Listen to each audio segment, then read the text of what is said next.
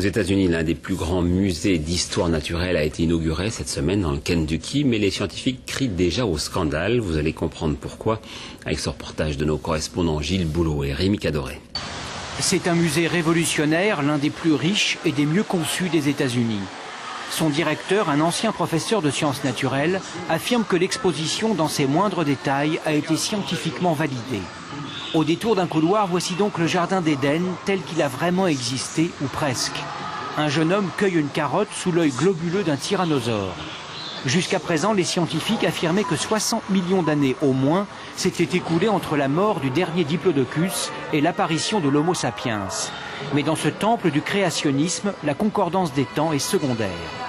Ce musée prouve que ce que dit la Bible sur la création du monde et le déluge est absolument vrai. Et la théorie de l'évolution est un mensonge sans aucune base scientifique. Le monde aurait donc été créé en 6 jours il y a à peine 6000 ans. Les dinosaures auraient été embarqués sur l'arche de Noé avec les éléphants et les ours polaires.